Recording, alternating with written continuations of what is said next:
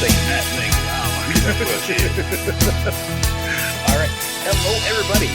This is Crashdown, Bubba J, and welcome to Aztec Multimedia and Kitchen Conversation.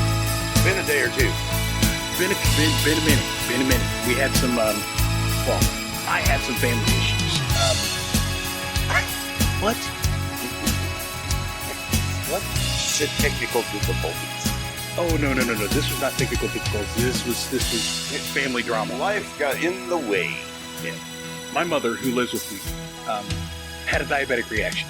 Her blood sugar shot up to well over 750. Ouch.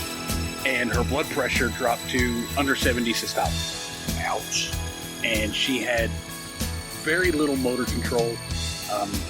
Couldn't really walk, couldn't stand. She would stand up for a second and literally just crumple straight down. Right. So I took her to the hospital and got her figured out. She was there for a little over a week. So the first week we missed because I was up till 4 a.m. trying to figure out what was wrong with her at the hospital. Right. And then the second week we missed was because I wasn't sure what day she was getting out. Right. They kept saying, well, maybe tomorrow, and I didn't want to be here in the middle of something and Mom be released and then have to go pick her up. And then last week, she'd only been out of the hospital for a few days and was just starting to attempt to do things on her own. Mind you, she does nothing on her own now, a week and a half later, okay. Which is why I said, fuck it, I'm leaving. She's going to have to learn to do it for her damn self any fucking way. Looking back, a friend of ours, Scooter from the Pro Shop. Right. Scooter McGavin. I don't know if I told you this, but he's a severe diabetic. Yes. And he had part of his big toe on his right foot removed. Ooh. He had a few years ago, like 2, maybe 3 years ago, he had an ingrown toenail that they'd cut out, and then been fighting infection with it ever since. And he knows he has poor circulation through his feet. And since he's gotten older, I mean, when he was in his 30s, he didn't take great care of himself. But since he's gotten older, he takes very good care of himself, tries to maintain a fairly healthy diet and lifestyle, but he's known he's got poor circulation in his feet for years. So he did what he could to try to save the toe, and it ultimately couldn't be saved, and they had to take it. And then he had other infections in his body as well that they had to cut out surgically. He's apparently been a mess that I didn't know about. But they stuck him in a rehab facility for 8 days after he got all his stuff done. And he told me when I talked to him that my mom not going to rehab was the dumbest thing she could have ever done. She should have gone to rehab and should have learned, because they will teach you there how to do things for yourself as a person with a disability. Yep. Even if it is just a partial disability. My dad didn't want her to go, because I sat down and I tried to talk to my dad and tried to convince my dad that me and him needed to talk her into going. Because that's what I thought was going to happen, that she would go there and they would work on her building up her strength and her ability to do things and focus on that. And my dad was afraid that she would go there and it would be like an old folks home. Oh, shit. And that's what those places are for, because they try to get you back to where you can function on your own, where you don't have to be in a home. And his argument was that if she were 30 or 40 or maybe even her 50s, they would have worked the other side, tried to rehabilitate her and get her to the point where she was functional again and very self-reliant. But being that she's 66 and she's got the health problems that she does, and she's literally taking 40 pills a day. Okay, not literally taking 40 pills a day, but literally taking a fuck ton of pills a day, and I think it is... she takes more than I do, and I take 12. Yeah, well, she takes 8 or 10 in the morning and another 8 or 10 in the evening. Now, see, I take 3 in the morning and 9 at night. So, but she has a lot of twice-a-day pills, so she'll take some in the morning, she'll take the same one in the morning and the evening, and then some in the morning and then some in the evening. So, I think and then I got that damn inhaler I got suck on too, and I tell you what, the powder in that some bitch tastes like shit. But so that's what that's been my life for the last fucking month. Bonus, I missed no bowling, so. Yeah, I actually did try to get a hold of our secretary this morning. I left her a message, Do you have any aspects on what's going on for Tuesday morning? As far as I know, the meeting is either September 3rd, I think. Well, it's either the first week of September or the first Tuesday in September, the last Tuesday in August is when the meeting is, with bowling starting the next week. Okay, I need to find that out because it does not look like we're going to get to go to Destin this year because of the coronavirus. Yeah, I think the meeting is September 1st with I'm looking at a calendar right now, so that's why I can see this. The meeting is September 1st, with the first week being September 8th. The first week of bowling being September 8th. I think that's how it is. Don't quote me on that, but I think that's how it's going. And the thing of it is, I understand my wife's position on it because a lot of it's got to do with her work. Florida, quote unquote, being a hot spot. We come back. She's got to take an additional 7 to 10 days off to be tested before she can go back to work. And that extra 7 to 10 days is without pay. Yeah, because it was your choice to go and have to be put in that situation. However, I do have some numbers on that, which the HR department at her work will not pay attention to. When we go to Florida, we're in Oskaloosa and Walton County on the Panhandle. Mm-hmm. Their coronavirus numbers are half of 1% of the entire state. The hot spots are along the east coast of Florida. We're in the Panhandle. But because the whole state of Florida is considered red, they won't look at the numbers and say, oh, well, you're going to a place that's not really a hot spot. It's not like you're going to Miami or Daytona or Orlando, but you're going to Florida, and that's bad. Because there is nothing about the coronavirus and the response to the coronavirus going on right now that is not political. Well, but the thing of it is, look at the numbers county by county. Seriously. It's irrelevant, because if you look at the numbers county by county across the nation, all of your hotspots in these states that are considered hotspot states are high population zones. Okay. Like even in New York, which, mind you, New York is completely fucked because Governor Andrew Cuomo, the guy who had the greatest response to it, stuck infected patients from New York City hospitals into nursing homes to be cared for across the state, almost tripling their numbers of dead. Okay, all right, let's touch one closer to home. I'm not exactly sure what's the number in Marion County right now? I don't know it off the top of my head. I don't know what the number is in Marion County off the top of my head. Okay, but it's a substantial number compared to, you live in Marion County. Mm-hmm. Okay, you can be in Marion County from my house, actually be in Marion County in less than 5 minutes, going up 67. Yes. Okay, Marion County, I'm not sure exactly what the number is, but compare it to Morgan County, we ain't even hit the 400 case mark in this county yet. You see, that's because Marion County, the entire county, is basically the city of Indianapolis. Yes, I agree to that. Okay, so you have a population center of nearly, I think it's including all the suburbs, is like 1.6 or 1.7 million people. I bet there ain't. In Marion County. I bet there ain't 600,000 people in Morgan County. Probably not. And your biggest population zones are Mooresville and Martinsville. That's it. And Greenwood's gotten hit pretty hard from what I understand, but Greenwood is basically, is quite literally Indianapolis adjacent. Well, yeah, it's right across the county line from Marion to Johnson County. You can't, there is a distinct dividing line between Indianapolis and Mooresville. Oh, yeah. You can see that there is a large stretch of land that is not developed between the two cities. Give them time. Oh, yeah, no, we're quickly going to be Coruscant from Star Wars. We're just going to be a citywide fucking planet, a planet-wide city. We're heading that direction. But there isn't one between Indianapolis and Plainfield and Western Hamilton or Western Hendricks or Eastern Hendricks County. Yeah. Follows the guidelines set down by Marion County and Indianapolis.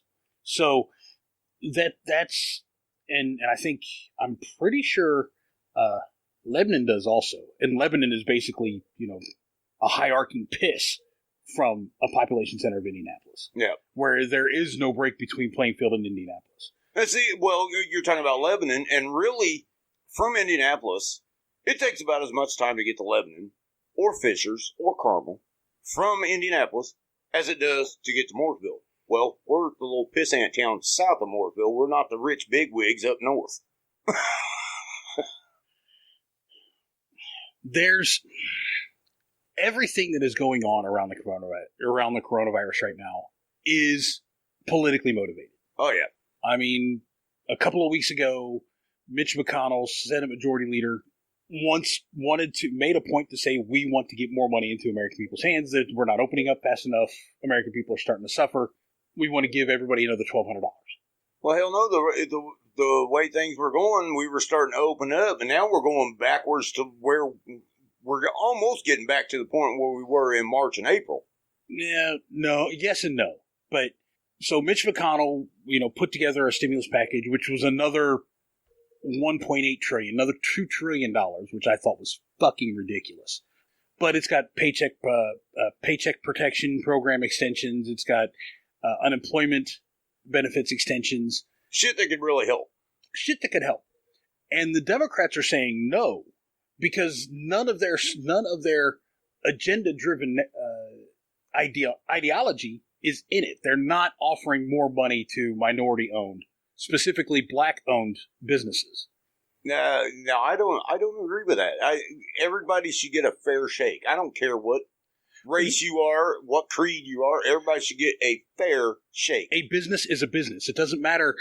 I mean, who owns it? What color the person is who owns it. I mean, let's face it. Everybody talks about how, persons of color, quote unquote, I fucking hate that term, but, persons of color are marginalized in the U.S.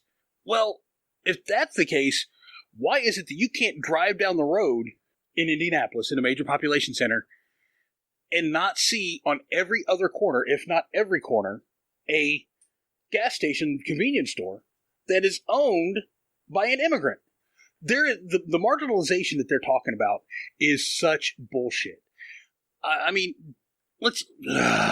It's been said before. Let me get this out there. Okay. Because you sound like you need a good laugh. It has been said before that when we had the conflict with Iraq and Iran, and we was talking about just blowing them off the map and everything, you know why we didn't do that? Because if we got rid of all the Middle Eastern people, who in the hell would run convenience stores and hotels in this country? We wouldn't have no convenience store managers. Thank you. Come again. Thank you. Come again. When I worked for a short time, I worked for an inbound call center that was contracted out for AT&T customer service. I remember you doing that. And sales. It was a bullshit job. It wasn't the job that I actually went there for. I was under the impression it was going to be management training positions, and it was heavy customer service when it was really light customer service and heavy sales. As a customer service representative, your job was to try to sell them something to solve their problem, not actually solve the problem with what they had existing. Well, see, they need more people like you in customer service, because at least if I call them, I'd be able to understand your ass. Well, see, the thing is, the company I worked for, half of their call centers were actually in other nations. Why does that not surprise me?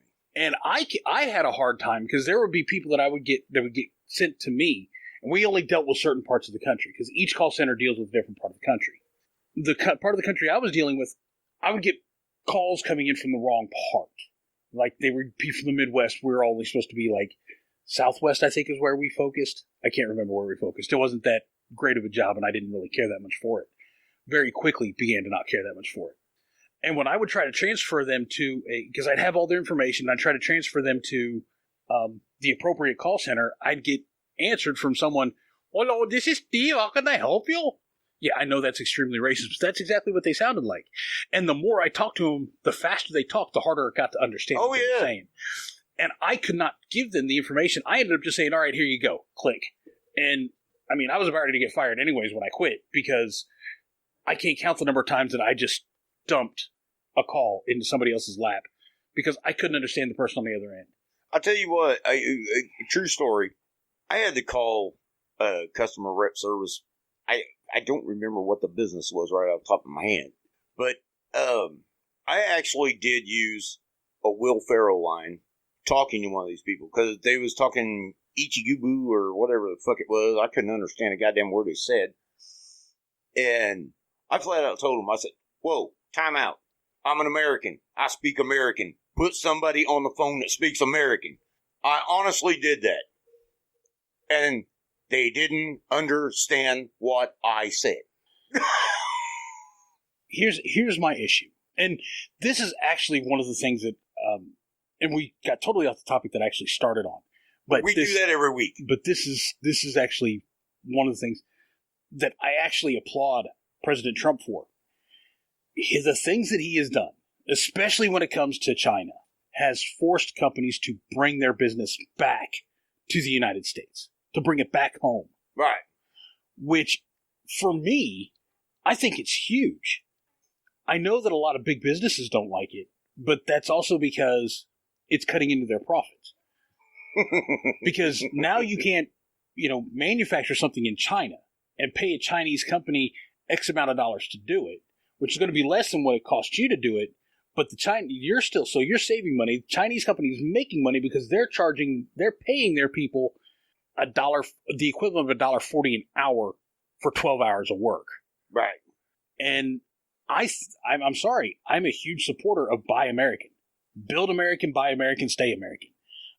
It's part of the reason why I won't buy track equipment, hammer equipment, Ebonite, Columbia, Brunswick equipment anymore. That's all made in Mexico.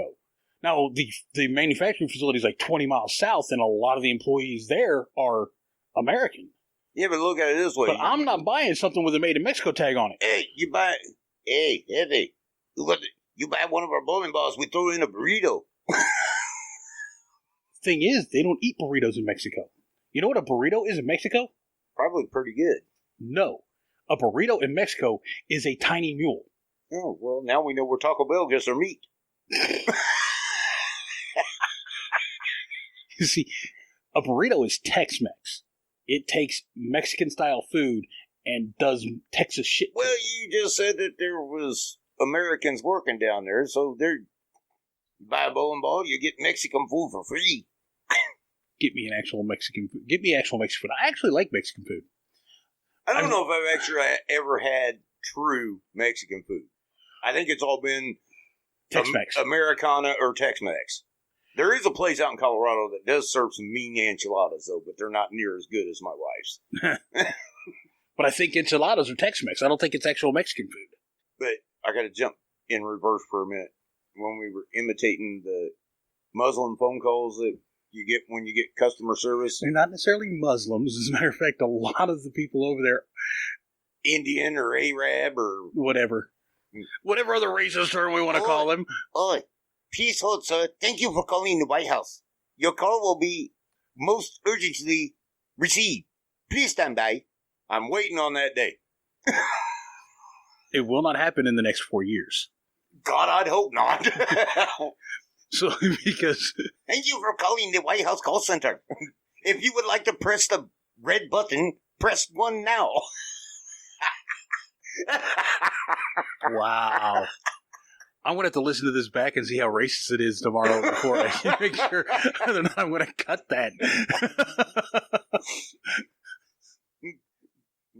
Silence! I kill you! I kill you! I'm waiting for Jeff Dunham to get canceled for his Ahmed. There ain't no way in hell, because he's one of the most popular puppets that man has. But it is very racist, and I'm waiting for the day for the left to come for him and basically say, stop it or else, and try to cancel. And actually, in the process, try to cancel him, and probably fail miserably in the process. Oh, yeah.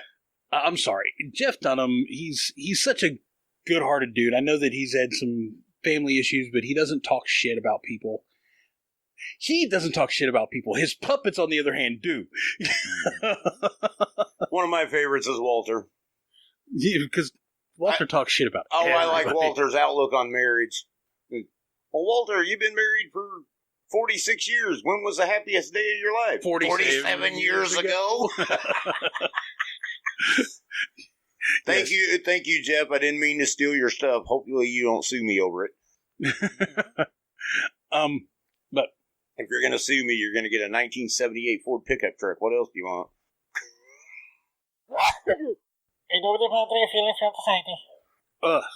And that was our friends from the Middle East. Actually, no, that was Latin. They speak Latin in the Middle East. No, Latin's from Italy. You're going to tell me there's no Italians in the Middle East? Probably not, because Latin isn't spoken anymore. Latin is only spoken. The only time Latin is actually spoken in the open that I know of is during Catholic church service. And that's even been pulled back with our progressive Pope that we've got. That would explain why I'm not a Catholic, because I don't understand the language. So here we go again, all over the place like we always do. Yes, always. It's a fucking car wreck. Hey, it's called Kinsey Conversations for a reason. Talk about anything that pops in your head, just throw it out there. Yeah, because we're just two dudes sitting in the kitchen bitching. That's right. Yeah, we're going to stay on a politics train right now. This week, last week was Shark Week. Oh yeah, which you're big into. I don't give a shit about sharks. Oh, they're such pretty puppies. I think they're beautiful. I think they're a beautifully elegant creature. Don't get me wrong. I just don't give a shit about them. But this week is the Democratic National Convention. And you're really comparing that to Shark Week? No. No, I'm not. Because Monday night, the first night of the convention that was broadcast, saw less than 20 million viewers while it was on 10 different televised stations. I think they should have had the Democratic National Convention in scuba gear off a Seal Island. That'd been fun. Uh-huh. That'd been fun. Well, yeah, I mean, we probably could have connected this if I'd have gone to Kamala Harris, I think is how you say her name. If we'd have mentioned Kamala Harris before going straight to the DNC, because she was actually appointed last week during Shark Week. Yeah, and she accepted her nomination tonight. Yeah, I think she's officially accepting the nomination tonight. Yeah, last night they officially nominated Biden. Right. And she's officially accepting the appointment tonight. Wait, though, because she's officially accepting tonight. Tomorrow night, watch Biden step down and allow Harris to walk in. No. Oh, yeah. Oh, yeah. So you think this is a fucking ploy to get her on the as the lead on the Democratic Party ticket? Yes. No. No. No. Just like Jeff Goldblum said in Independence Day, it can't be allowed. That's seriously what I think, because everybody knows the Democrats are being very. How do I put this? I don't know what word I want to use. It's not. I know how I want to put it. I just secretive. No, they're being very upfront. Okay, let me rephrase this entirely. They're lying through their fucking teeth when they say Joe Biden is absolutely fine. I mean, the man can't get through a 5-minute conversation without a script and at least one gaffe. Biden, and when he gets confused, he's got to put down Trump. He'll be rattling on about something, and then he'll get it like he gets stuck. Where, okay, what am I supposed to say next? Well, Trump's an asshole. Something like that. Yeah, right. He cannot keep a coherent thought. He's all over the place. He's more all over the place than our fucking show is. I can direct him to my head doctor that made me take the Alzheimer's test. How'd that come out, by the way? Have you gotten results yet? Got them this morning. I am not showing the signs of Alzheimer's or dementia just yet, but they said it's a good thing to keep an eye on because of my family history. However, the one thing that she is concerned about is I'm showing like slow comprehension and slow processing of information, and that's what's making me forget shit. So in other words, I suffer from CRS. Can't remember shit. Yeah, which is not approved by the FDA or the CDC. It's not an actual disease. It is an actual disease. I'm proof of it. But yes, no, I think that's seriously what's going to happen is tomorrow night. Now, can he do that? I don't know.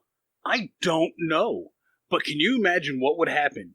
First of all, the Democrats would lose huge. But could you imagine what would happen if Kamala Harris, whatever the fuck however the fuck you pronounce it. Just call her Cammy.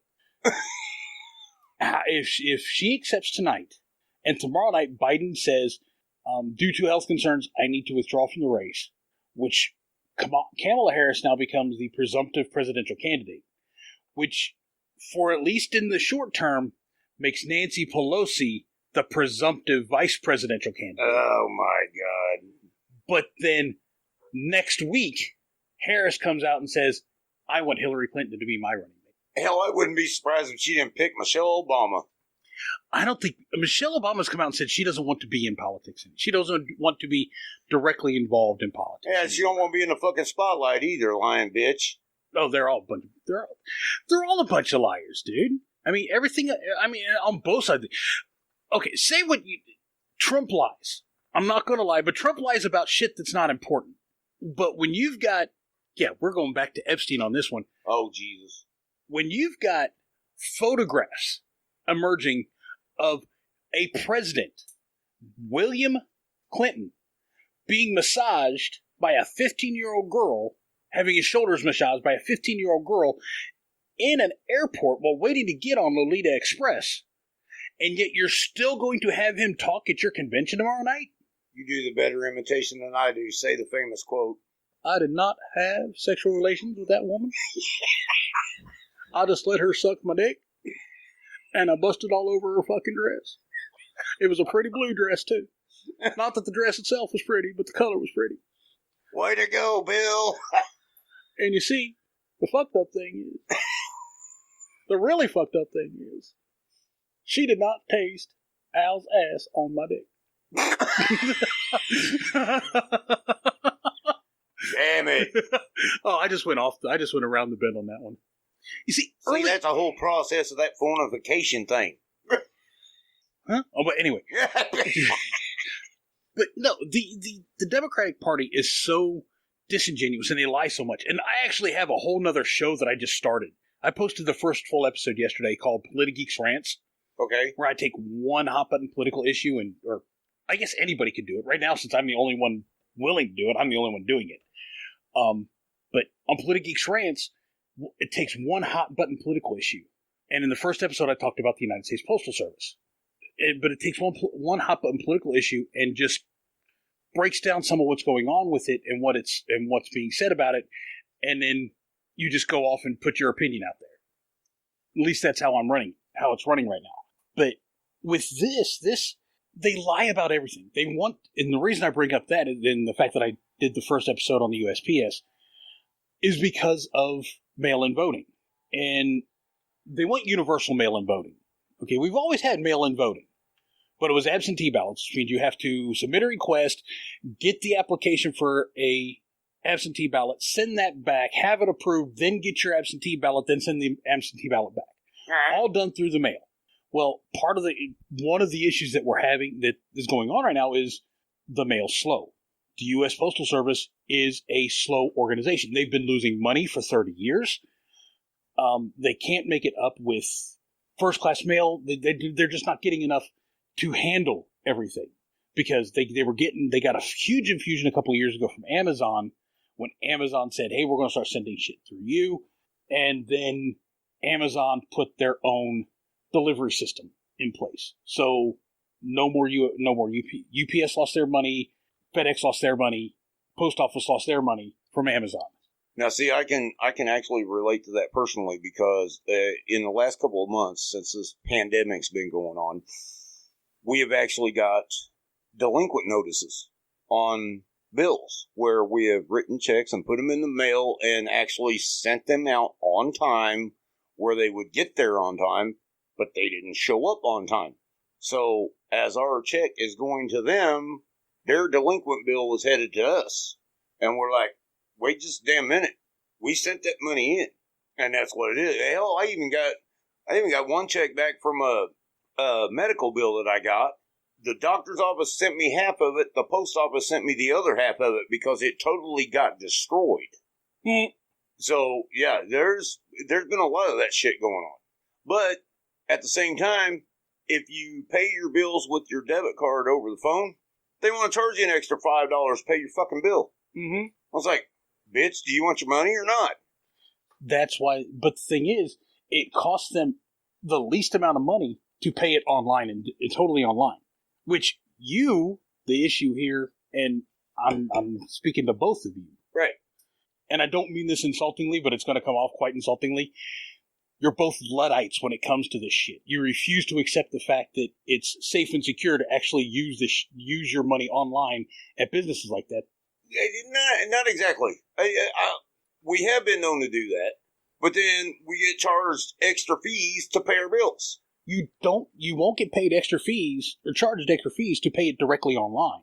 I have not seen IPL doesn't do it. Duke doesn't do it. Then why the hell do they do it over their automated system on the phone? Because you actually have a different system in place, and it actually has to be processed by an operator. It makes no sense. That's just like I've never understood the process of getting charged to withdraw my own money. That makes no fucking sense at all. No, that makes no sense at all either. Or, my favorite is being charged $30 extra for bouncing a check or overdrawing your account. They're charging you more of what they know you don't have any of. Thank you, Gallagher. Well, we're kind of leaning towards her anyway. I don't pay super attention to it, but I think you pay more attention to it than I do. Where do we stand as an economy right now? How do you mean? Well, like, for instance, locally, I've been hearing this story on the news for the last couple of weeks. The poor little town of Speedway is suffering like a motherfucker because no fans are allowed at the Indianapolis Motor Speedway. Yes. And that is a huge revenue for that city. There's no fans. 16th Street is dead. Actually, it's not. I saw in the news this morning, people are clinging to the outside fence just to get a glimpse of the cars going around the track. But there's no money coming in. Exactly. There's no stands, because they usually have they don't have the booths out there that they usually do. The trucks selling merchandise. Yeah, food trucks, whatever. Yeah, food trucks, your souvenir trucks. Yeah, they don't have those on. That's what I meant by 16th Street is dead.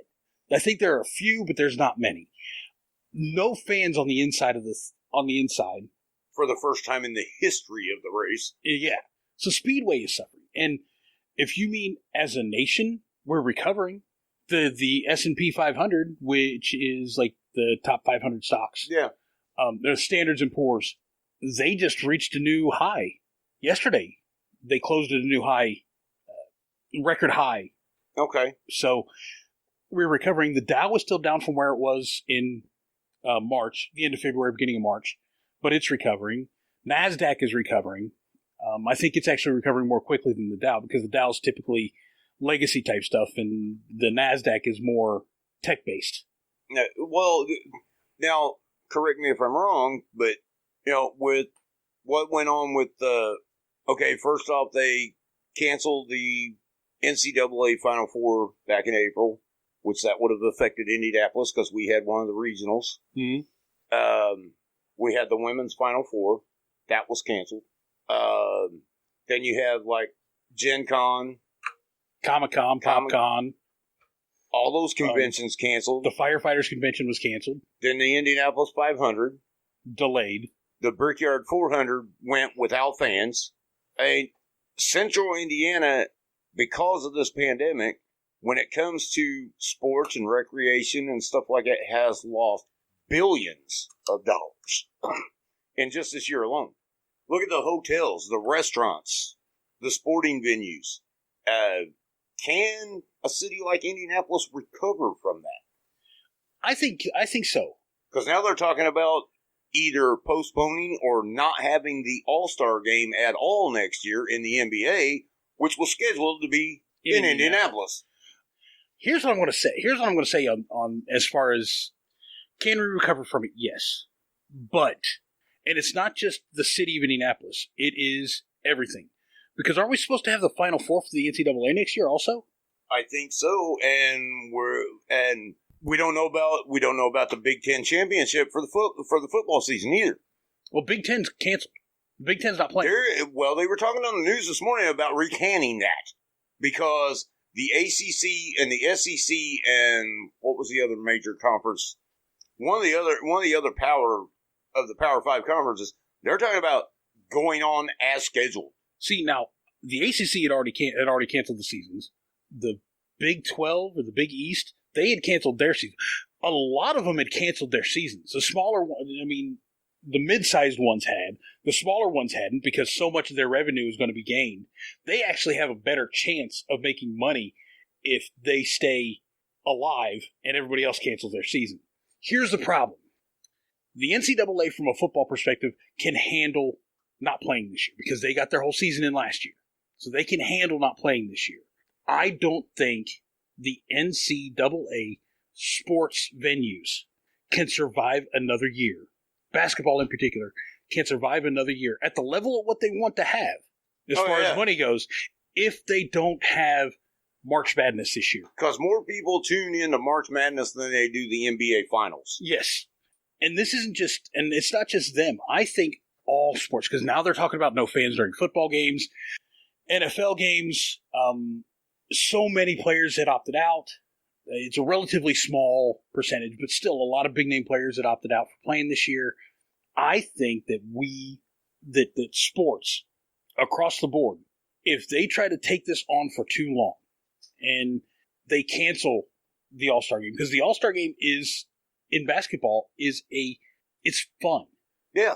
Really. It's not about who wins or loses. It's really just about being fun. And nice to see all the best players on the court at the same time.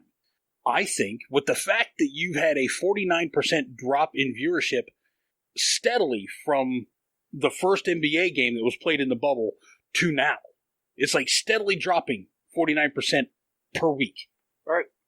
I think you are going to, the NBA is going to suffer greatly if they don't ramp up full force again next year. But now you also have to remember that 90% of the guys in the NBA are also swinging off the nutsack of the Democratic Party.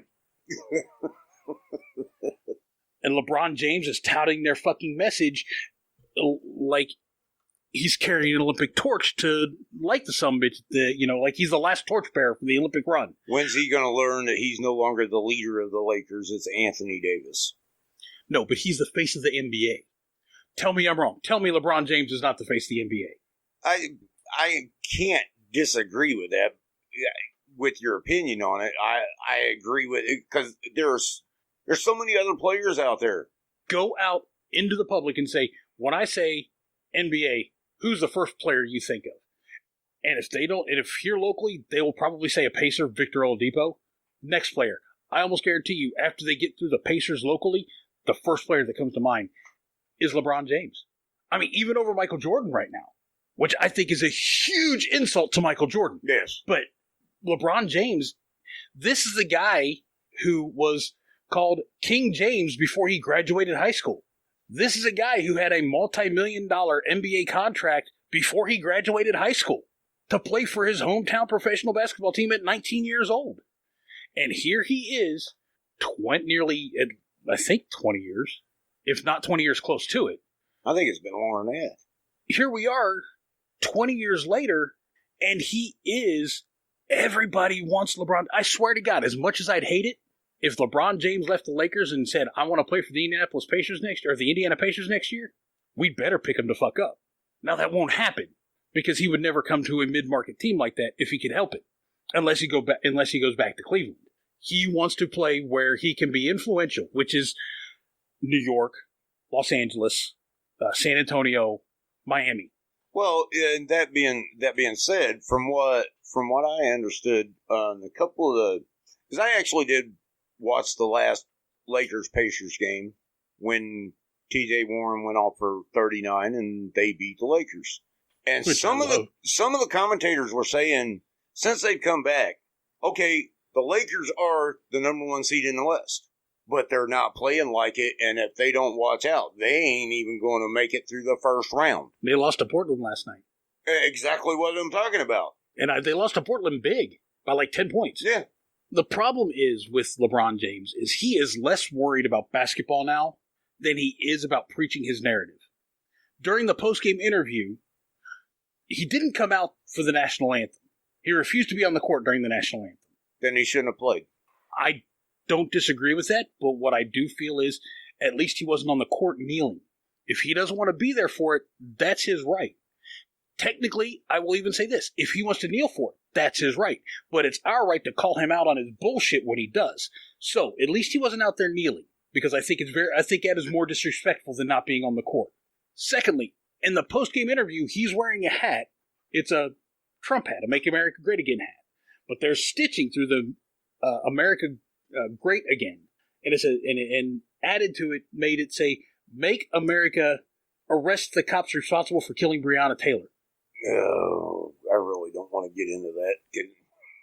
There's a whole bunch of shit we need to talk about in Louisville.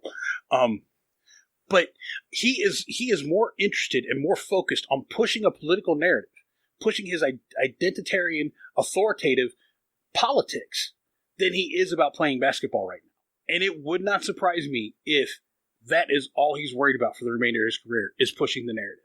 What, does he think he's going to be the Martin Luther King of the NBA? I think that's what he thinks he's going to be, when it's going to turn out he's more like Malcolm X or the Black Panthers. Now we're getting into something else. Support for the Black Lives Matter movement and the Black Lives Matter organization has been steadily declining for the last month. When everything that happened with George Floyd went on, you had huge support from across the board, from all demographics of voters, supporting. Not yet that, because even I told you when we did do our last show, what happened to George Floyd and the way that it happened, I do not agree with that. No way, shape, or form. And I do have an issue with the other 3 officers that were there that did nothing but stand there and watch. Have you seen the extended footage? Have you seen the full 25-minute encounter that they got off of Chauvin's body cam? Actually, no. First of all, as far as that goes, as soon as Chauvin opens up the door to the guy's car, he's like, "Oh, don't kill me, man. Don't shoot me, man." No, that's not what happened. I take that back. He has his taser out, his less than lethal weapon, or his less lethal weapon. Doesn't have his gun out. After he's told George Floyd to put his hands on the wheel and open the door, George Floyd continues to not listen to him and reach into the back seat of the minivan that he's in. 3 times, the officer orders him to put his hands on the wheel, and he doesn't comply before he pulls out his weapon. All right. Once he finally does put his hands on the wheel and the officer opens the door, the first words out of Floyd's mouth are, "Don't kill me. Please don't kill me. My mama just died. I don't know. Just please don't kill me." Okay. The officer says, "I'm not going to kill you. I'm not going to hurt you. Just put your hands on the wheel. That keeps both of us safe." Another officer shows up. Chauvin goes and talks to 2 other people who are with him. The one lady says, "He's a little kooky." Now, mind you, Chauvin knows this guy. Even though Derek Chauvin swears up and down he doesn't, Chauvin knows this guy. Right. I've said this before. I think Chauvin knows this guy from where they worked. He moonlighted as a security at a bar. George Floyd worked at the same bar. There's no way they didn't at least know who each other was. Once they finally get him out of his minivan and get him cuffed, he continues to say, "Don't kill me, man. Just please don't kill me." The whole time, the officer is saying, "We're not going to kill you. We don't want to hurt you, man. Just do what we're telling you. Quit resisting and go along with it. We're not going to hurt you." They finally get him cuffed, and they're walking him across the street over to the officer's SUV, patrol SUV, but the whole time that they're walking, Floyd keeps going limp and trying to fall on the ground. All right. Which is technically resisting. Yep. And they said, "Man, just quit resisting and come on. We're going to get you in the car." When they get him to the car and they go to put him in the car, he says, "I can't get in the car, man. I'm claustrophobic. I can't get in the car. I can't get in the backseat of the car, man. I can't get in the backseat of the car." This goes on for nearly 20 minutes. The officer says, "We'll roll the windows down. We'll turn on the AC. We'll make sure you can breathe. We'll make sure you got air so that you can breathe. It's cool. Just get in the car. We'll get everything handled. We'll get everything straightened out." Once he's in the back seat, he starts kicking the doors of the car from the inside. And he just like, "Get me out of here. Get me out of here. Put me on the ground. Just put me on the ground." At which point they do, which is where the video picks up that everybody knows about. Okay. The 8-minute, 42-second video of Derek Chauvin leaning on his neck. Now, him leaning on Chauvin, on the officer leaning on Floyd's neck is wrong. But based on that video that they got off of his body cam, there is no way Murder 2, and probably not even Murder 3, which they initially charged him with, is going to stick. Derek Chauvin is going to walk. And all hell will break loose if that happens.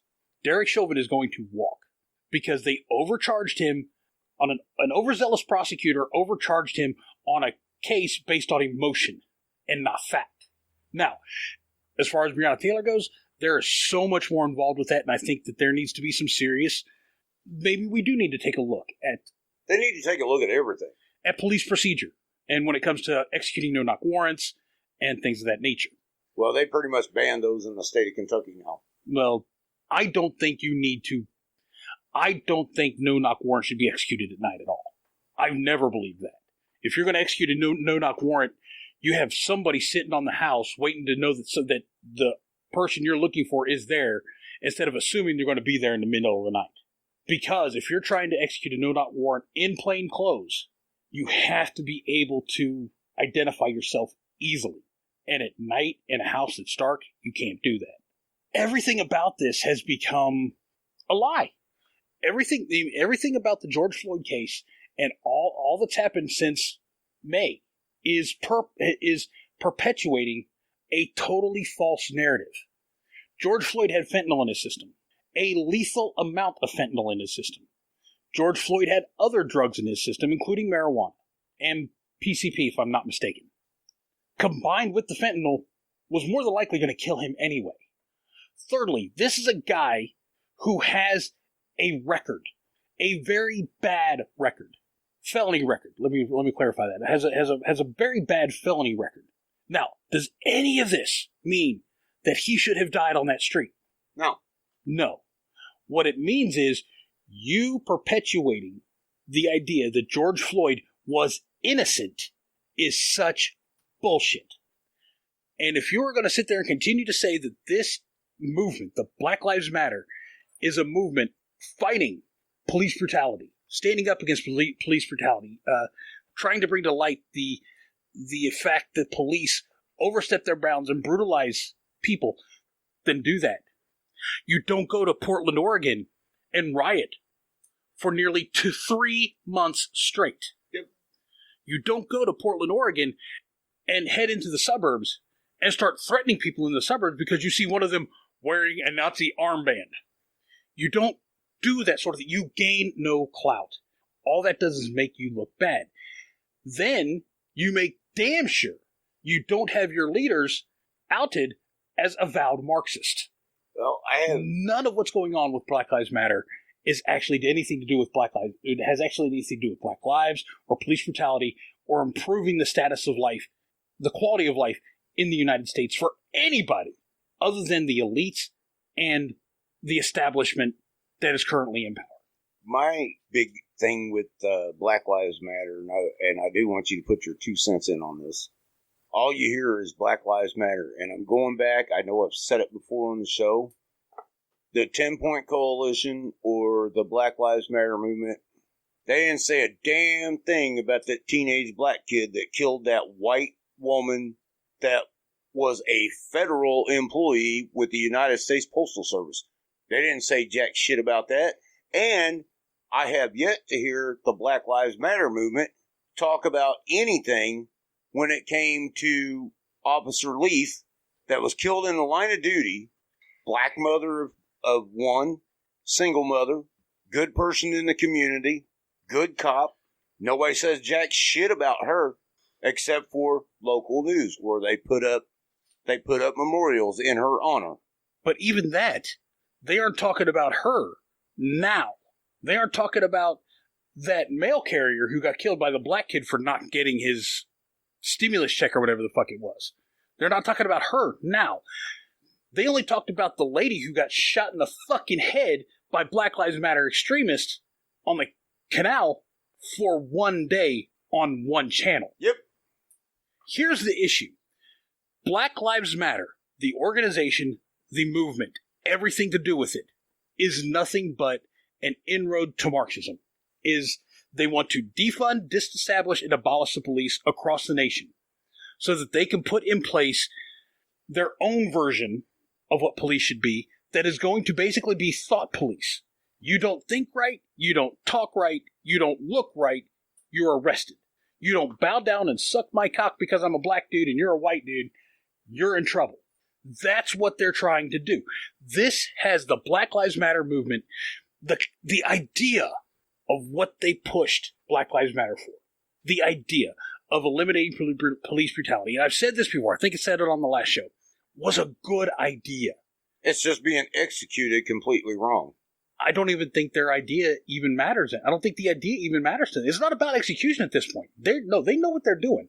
But they used the idea of police brutality. And I've said it before. We record in the U.S. nearly 400 million interactions between police and civilians every year. Overwhelmingly of those 400 million interactions turn out positively. Doesn't mean that the individual walks away happy, but it ends without some sort of physical confrontation. It ends with this person going to jail, no other acceleration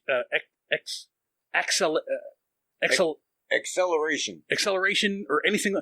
It doesn't get any bigger than this particular incident. By and large, they turn out positively. But even if there were those 400 million and only one of those 400 million came out with a cop overstepped his authority and executed some type of brutal act upon a suspect, that's wrong. And I also think it is wrong to say that overwhelmingly police overstep their authority regularly, violating civil rights of people in the United States. That's my personal opinion. So when it comes to the idea of stopping police brutality, it's a good idea. Cops are charged, the police in America are charged with serving and protecting the public trust. All right. To assault or to do anything that violates that needs to be called to account. And there have been issues.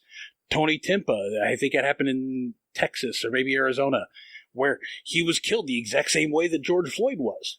But he was a white kid, so you didn't hear anything about it. I have an issue about all this. And you can't go anywhere anymore that there's not a camera on you somewhere. Now, police are starting to carry body cams and stuff like that. I kind of like that idea. Well, here's my 2 cents on it. And I don't care what color, creed, race, whatever you want to call it. I don't care what you are. If you're going to be stupid enough, and it's happened all over the damn country, if you're going to be stupid enough to shoot at a cop and not expect a cop to shoot back, then you're more delusional than I am. And if you're going to shoot at a cop, yeah, you're taking a chance on getting your ass killed. I think it was up in Detroit. I could be wrong about this, but there was a group of cops stopped 2 black men, young black men, and one of them pulls a gun out of his hoodie pocket and fires 4 shots at a cop at nearly point-blank range. All right. The kid's a bad shot because he missed all 4. Well, most of them are. But then he gets shot and killed, and they're trying to say that the cops overreacted. Overreacted my ass, because if you shoot at me, you better hit me because I'm shooting back. I don't care if I'm a cop or not. If I have to chase you down and beat you over the head to get your gun, I'm still going to shoot you. With your own fucking gun. Don't shoot at me. I swear to God, dude, if you really look at the way things are going, and they won't say that because you won't see that on mainstream media because that is obviously a case where a black person was in the wrong to start and ended up badly. So you're not going to see that on the mainstream media. Oh, hell no. But tell me this doesn't sound more and more like the Wild fucking West. Every damn day. It's becoming more and more akin to survival of the fittest. It's like I told you before. You know, you get some of these gangbangers out there and holding their gun to the side, which is stupid fucking anyway. Throw their asses back in time. Have them go up against the likes of Hickok or Bat Masterson or Wyatt Earp. They'll just shoot you as soon to look at you. But you see, what the difference is... We don't have lawmen like that anymore. No, we don't. And that's also because the law doesn't allow lawmen like that anymore. No. I mean, that was a very different, very violent time. The West was called the Wild West for a reason. Not because you had people shooting everybody, because it was untamed. Yep. We don't live in that time anymore. There's no place in America that is unpopulated or unsettled. But it seems like it's getting back to that way because you've said it yourself before that, you know, history lives to repeat itself. Well, Now everybody's carrying. The only difference is they're driving around in cars now instead of riding horses. I think we got to get rid of cars and get rid of your motorcycle. That'd be fun. Society. Our society. So Here's another thing I find very interesting. You have a lot of these Black Lives Matter activists, and I'm using sarcastic air quotes around the activist here. When they took over Seattle, that part of Seattle, yeah. What a lot of people don't realize is you had segregated co-ops. Yeah, okay. You had a field of what they tried to make a field in a park to grow their own fruit well past the growing season, to grow their own vegetables and whatnot, to try to survive here. Labeled blacks only, Latinos only, whites only. No, so they're trying to push us back to the 1960s. There is a reason that there are a large number of political commentators on the conservative side, conservative political commentators, who call them the regressive left, even though they refer to themselves as progressives. They don't want equality. They are overt racists. You know, have you seen the video? You probably haven't seen the video, but there's a video where there's these two guys and they're talking about things, and one guy is overtly racist. I mean, actually, his shirt says racist, and the other guy has a shirt that says woke, and they agree on everything. They are taking us back. You're right. They are absolutely taking us back in time. They want separation. They want their own spaces. There is a whole there. Where was it? Virginia, I think it was, has started an entire school district, elementary, middle, and high schools for black kids. So, in your words, Einstein was right. Time travel is possible. We just didn't have to have quantum physics to pull it off. Tell me I'm lying. And I talk about this YouTuber I listen to and I watch quite often named Tim Pool. Right. And he calls this shit out all the time. All the fucking time he's calling this shit out. He has said the reason they are so focused on tearing down Washington, Jefferson, Grant, abolitionists, and all the statues in the South, and getting rid of the racist Confederate flag, again, sarcastic air quotes around that, is because they are trying to hide the fact of what life used to be like in this country, because that's what they want to go back to. Joe Biden, the official, the Democratic presidential nominee, said the N-word in chambers in the mid-'80s 27 times in one day. And that surprises you how? Not at all. But this is a guy who just over 25 years ago, or just over 35 years ago, was being overtly racist, who said he didn't want his kids growing up around black kids. This is the guy who is now completely supportive of a person of color being his running mate, who they are trying to bill as an African American who's not. Her mother was Indian, her father was Jamaican. Interesting. Which does not make her an African American. No. And when I say Indian, I don't mean Native American, I mean from India. Okay. And they're trying to bill her as an African American, which she's not. Who also has a record of keeping black people locked up longer than necessary, of convicting black people on ridiculous charges and maxing out their sentences for things like marijuana possession, and using them as cheap labor. Wow. Tulsi Gabbard destroyed her in 45 seconds during one of the Democratic debates. Tulsi Gabbard, who I would love to see working as part of Trump's cabinet coming out of this. I would love to see her sitting in his cabinet as a foreign policy advisor. I love her foreign policy. Domestic policy was lacking, but I like Andrew Yang's domestic policy, and I think I've said this probably 100 times. Oh yeah. I would love to have seen them on a Yang Gabbard or Gabbard Yang ticket running independent in this political race right now. That's where my vote's going. Black Lives Matter is become a terrorist organization, and it is officially an organization. Antifa, the anti-fascists, which has commandeered the Black Lives Matter movement and the Black Lives Matter organization, is an overt domestic terror organization. They are as bad as the Ku Klux Klan ever was. There's a new commercial out. I've seen it the last couple of days. It's pretty much put together by a bunch of African Americans, which is fine. Everybody's got the right to their own opinion, and that's cool. However, at the end of the commercial, they put a post up there that says all lives can't matter until Black lives matter. Mm-hmm. That's their argument right now. And okay, I don't believe that. Take that call. All right, we're going to take a break, and I'm going to throw Crash under the bus. We'll be back after these few messages from Aztec Multimedia. All right, we're back after that silent commercial from Aztec Multimedia. Actually, through Spreaker, which is the company that is used to host all of Aztec Multimedia's podcasts, you can build jingles. Nice. So I'm going to actually build, a jingle on there that we would add like right after the opening thing.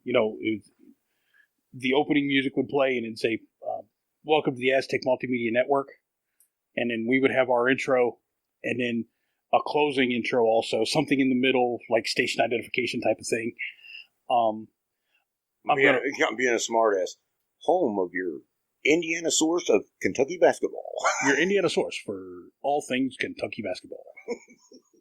That's actually what Jim O'Brien on Fox 59 News calls me. He said, if I need to know anything about Kentucky basketball, all I gotta do is just hit you up on Facebook. But there's, I'm also going to reach out to a local business here in Indiana and see if I can't get a promo code to use to promote their stuff. But that works for us because anybody who would actually use our promo code on their website to purchase, we get a cut of. Cha-ching! I mean, it's not going to be much. It's like, would they get a 10% discount? We would get 50 cents for whatever for a use. You want me to start doing news and traffic? Because traffic in Mooresville right now sucks. Traffic across the fucking state, across this area of the state sucks. They have 70 tore up, so you have one lane going east and west. You can't get on the highway going east from 267. And for those of you traveling to Cincinnati, have fun with that because I-74 is one lane in both directions. Oh, God, I fucking hate this fucking time of year. I hate this time of year. Orange barrels, everywhere I see. Orange barrels, looking back at me. Check. Orange barrel, reroute. You don't know what that's from, do you? No, actually I don't. That's a Peyton Manning in a Chrysler commercial. Oh, good Lord. The ones I'm liking right now is the Nationwide commercials with Peyton Manning and Brad Paisley. Those are funny. Those are hilarious. Those are pretty funny. Yeah. We're not a band. We're a band. I am in a band. We're not a band. I am in a band. All right, we need to get on some lighter shit because we've been talking about this serious shit for going on 2 hours now. About an hour, actually. Well, we need to lighten the mood up. Hey, it's August. We're in Central Indiana, and it feels like mid-September. The weather is gorgeous. By the way, since we didn't do it at the beginning of the show, it is August the 19th, 2020. It is 1:20 in the afternoon. What are you doing? And if you're doing something you're not supposed to be doing, don't name it after us. And wait a second. If you're doing something you're not supposed to be doing, do it twice. Just to make sure you're doing it right. Just to make sure you're doing it right. That's what that works. But anyway, something that we haven't had a whole lot to talk about, and we talked about it a little bit in a totally different context, but is sports. And I'm so out of the loop right now, and I'm supposed to be your sports reporter. You're supposed to be the sports reporter, dude. What the fuck, man? I've been slack, and Shark Week was on last week. Well, as you know, I have been a closet Cubs fan I'm 40 years old, at least 35 years. Since the days of Andre Dawson, Ryan Sandberg, Mark Grace, Greg Maddux, Sean Dunston. Good lineup. It was a great lineup. Yep. Goose Gossage was on the team at that point in time. Sutcliffe. Former Yankee. Sutcliffe. What the hell was Sutcliffe? Rich Sutcliffe, yeah. Great fucking lineup. Great team. It's really sad that they didn't have a better run in their era, but they were going up against the Oakland A's of the time. Which was now you got to remember the Oakland A's is the American League. One of the Achilles heels in that Cubs lineup at the time was the Houston Astros and the Atlanta Braves. When the Atlanta Braves was a powerhouse in the National League. See, but they didn't actually become a powerhouse in the National League until Greg Maddux went from the Cubs down there with his unbelievably amazing control. Yeah, because you had Maddux. Clavin and Smoltz. Yep. I mean, that was like the closing duo for the Cincinnati Reds in 1990. You had Norm Charlton and Rob Dibble. Nobody could fucking hit them. Nobody. And that's why they won the 1990 World Series, which was the last time the Reds have been there. But as I was saying, 2016, Cubs won their first World Series since in 1812. In 108 years. It took them 108 years to win a World Series again. This year, they've only lost 3 or 4 games this year in the 20 games they've played so far. Yep. The Cubs are killing it, and their pitching is winning everything. As much as I am an offensive player when it comes to being at the plate, I have said it for years. I actually mentioned this on the last show when we were talking about how loaded the Yankees' bats are. Mm-hmm. But those bats are only as good as the pitching that you receive, because you've got pitchers out there that can put that lineup down without scoring a run. But if you have a pitcher that makes one little simple mistake, it's a souvenir. And, we mentioned that, I think we'd actually talked about this before we started recording. And Aaron Judge and how... Oh, my God. And how good he is. And and you said that, that you compared him to A-Rod. And I said, I think he's actually better than A-Rod because I think he's a better... When he can't get those pitches that he can knock out of the park, he's better at placing the ball where he wants it in the field than A-Rod was. I mean, he's better at dropping it between... Because they're always going to fall back on him. They're always going to fall back on him, give him. So he's really good if he can't get a pitch to knock out of the park at putting it in that gap between the infield and the outfield that they're going to give him. Yeah. He's really good at finding the gaps. He's a phenomenal. He's a really good hitter in general, aside from just being a great power hitter. And now that he's an established player and he's no longer playing in his rookie season, I know you're supposed to be calm, cool, and collected and professional. I don't care. If you are a rookie pitcher making your major league debut and in stands Andre the Giant / Aaron Judge, that's got to be a little bit intimidating. Because you got to have that, that's going to be in the back of your mind. If I make a mistake to this guy, it's gone.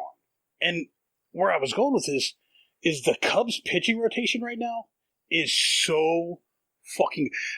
Based on what I'm seeing, the way I'm reading things, what I read, because I don't watch baseball. I think baseball is boring to watch. But from what she agrees... That was my wife snickering in the background. I'm getting ready to knock her off her chair. She's not wrong. I'm getting ready to knock you off your chair. Baseball is absolutely boring to watch. Unless you're at the park. There's an entirely different feel if you're at the ballpark. Well, hell yeah, you got beer and hot dogs. Oh, fuck. Last time I went to a ballpark, I wasn't old enough to drink. Sorry about your luck. So, but unless you're if you're watching on TV, it's just boring. But from what I'm reading this year, the Cubs pitching rotation is as good, if not better, than the Nationals rotation last year. Ooh. That being said, since you talk about baseball being boring to watch on TV, I'm sitting here watching a ball game. My wife is sitting here in the chair that she's in right now. She'll scream at the TV and argue at the umps, calling balls and strikes. Tell me I'm lying. She's over there shaking her head. She's just argumentative. But no, that's right now. If you watch, I mean, they're winning games big. I think they beat the Reds 8-1. I think they beat Cleveland. They played Cleveland. Right now, the Reds, the only thing the Reds got going for them is Joey Votto. They beat Cleveland like they were fucking redheaded stepchildren. That's surprising because Cleveland's got a pretty good team this year. I mean, they beat Cleveland like 9-2 one game. I think they played Cleveland 2 games, and the other game was like 12-4. I mean, the Cubs are just solid. I need to actually, before we do this next week, I need to watch the MLB Network and get the info on where everybody's at in the standings and everything, and see who's hot and who's not. And I mean, for one, since my computer took a shit and the pandemic and all that shit, it's actually been a little bit more difficult for me to get the information that I need on a week-to-week basis to let everybody know what's going on. We got the Indianapolis 500 coming up this weekend. Whoopee. No fans. But for the second time, it's actually going to be aired on TV live for Indiana residents. But the only other time it was the 100th running. Yes. Was the centennial running. Which was really cool that they had, because they called it the centennial era, because I think it was the 94th or 95th running was actually 100 years after the first running, but we didn't have races during World War II. Right. So there were 3 or 4 or 5 years that didn't have races, and therefore they called it the centennial era, from like the 95th or 96th running to the 100th running. Yes. And, I'm sure people who are listening probably know that, because they're going to be sports fans, at least at some level. Well, I don't know. That's kind of obscure knowledge about the Indianapolis 500, that it wasn't run in the 40s during World War II.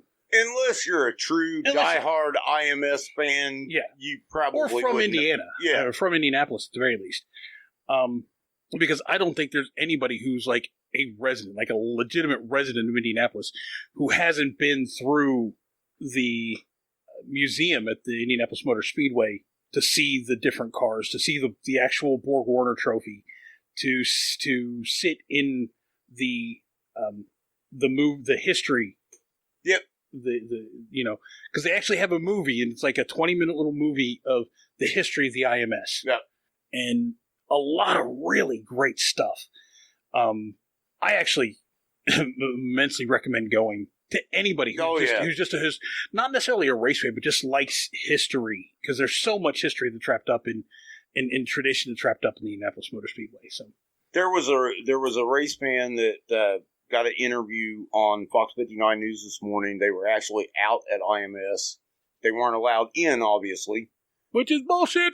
The dude said he was from Wisconsin, and he said, I went ahead and came down. I know I can't get in to see the race. He said, but I just had to hear it. I just had to smell it. And he was standing on the outside gates watching the cars go around the track. The best he could, obviously. But that's how potent the Indianapolis 500 is. Not just here in Indiana, but there's people across the globe that come over here for this race. Oh, yeah. And for that guy to come down from Wisconsin, knowing damn well he's not going to get to go in, he just wanted to hear the cars go around the track. And I find that it's just amazing to me. That's a diehard race fan, right? Yeah, that's a diehard Indy 500 fan. And there are a lot of people, like my maternal grandfather, my mom's dad. He came to, until the year before he died, or maybe 2 years. He came to Indianapolis every year. He turned laps at Indianapolis. Nice. He was actually a race car driver back when stock cars were stock cars. Stock cars is what you have sitting out in your driveway. Yeah, and he ran modifieds, he ran midgets, he ran super modifieds, he ran World of Outlaws. I did, Mr. Aztec. Okay, you've got truck racing in the NASCAR series. You got pickup truck racing. Then you got quote-unquote stock car racing. Then you got IndyCar racing.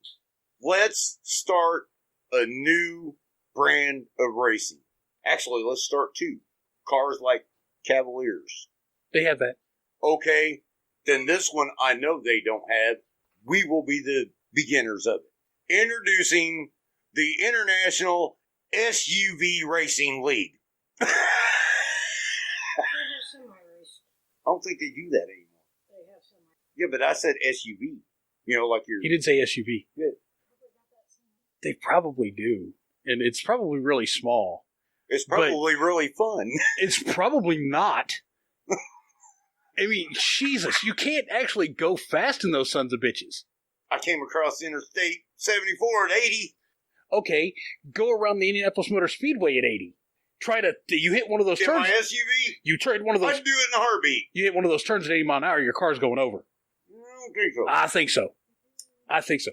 Way too top heavy. Way too top heavy.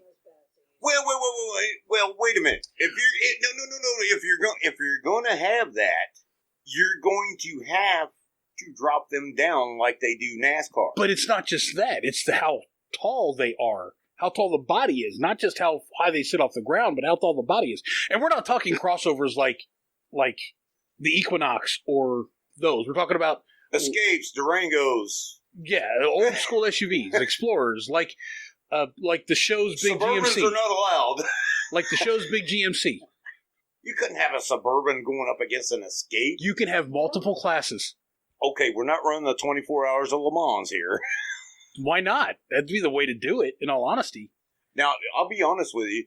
I really, really wish I could have the opportunity. That little Cavalier out there, I want to take that sumbitch around IMS as fast as I can get the fucker to go. That would be cool. And I think they used to do that. They tried to do that for a little while. I would love to get that little 5-speed out there at IMS. And not to mention, the other place I'd like to take it, because I think I could get it to go faster, is Daytona. Daytona or Talladega. Either one of those two would be really fun.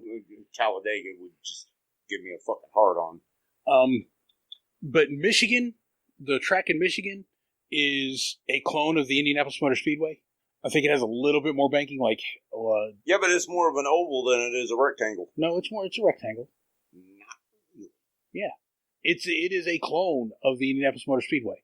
It's actually only a 2-mile oval, but it's got 2 3/4 mile straights and a half-mile short shoots. Yeah, I'll tell you another car I would have liked to take around it, and you've actually been in it. Which Thunderbird? My red one. I would have liked to see you take the pink and black attack around there. That would have been fun. I like that body style better than your red Thunderbirds. I like that old 80s style body style more than I like. Well, that was the body style that Bill Elliott used to drive when he drove Thunderbirds on the track. And that was an 83. Hell, I'd take my LTD around racetrack right now. What? My mom... She runs like a scalded dog. My mom's got a Corolla, Toyota Corolla. Right. And that sumbitch will get up and go. I'd like to run on that. I'd like to take that out there and go. Believe it or not, that sumbitch I got sitting out there halfway under the tarp. They used to use those in NASCAR back in the day. What, the Impalas? Yeah. Yeah. Take that sumbitch around Daytona. But it's just, I don't know, racing is... I'm so over racing. Well, and this year, at least partly, as far as the Indianapolis 500 goes, the fact that it's not in May, it's in August. It doesn't, the first time ever. It doesn't feel right. Well, think about the Run for the Roses. You know what that is, don't you? No. That's the Kentucky Derby. Ah, okay. That's always been, it has never been run in any other month than May. And they're running it the first weekend of September. I really think that this half-assed shit, we're going to do it, but we're only going to allow X number of fans, or, we're going to do it, but we're not going to allow any fans at the venue, or whatever their fucking gripe is. You know what? Do it or don't. This halfway bullshit, we're going to run it, but you're not going to be able to go to it. We're going to run it, but we're only going to have half the available seats. We're going to do this, or we're not going to do... Fucking stop. If you're going to cow down and suck off the fucking government and deal with their restrictions, fucking do it. Don't say, well, there's because it's all bullshit. Every fucking piece of what's going on in America right now is fucking bullshit. Is that going to be the new standard? Is the cardboard cutout fans in the stands? Oh, God, I hope not. And that wall of TVs, that wall of watchers at the basketball games is fucking weird. It is fucking weird. It's creepy as shit. My name's Chucky. Wanna play, bitch? That's exactly how I feel when I watch it. It's like...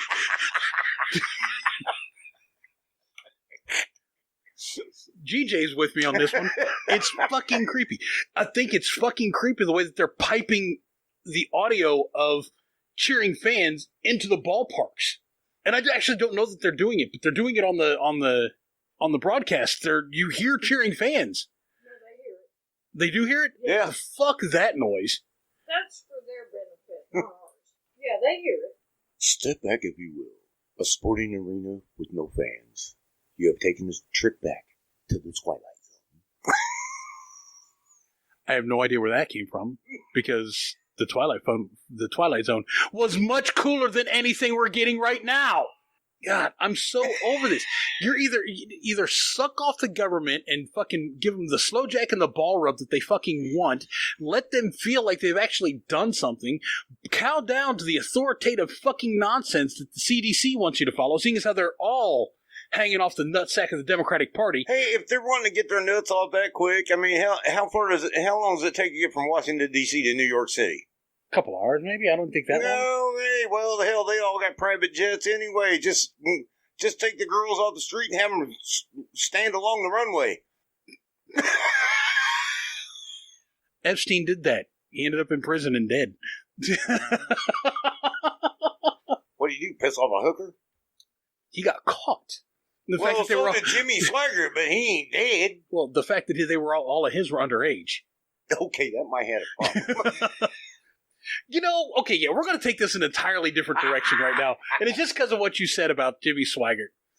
I am 100% behind the idea of decriminalizing prostitution. Well, hell yeah. Pay for it, why not? I mean, it is a business transaction. It's between... honestly, I mean... Well, they've got the slot to run your credit card through.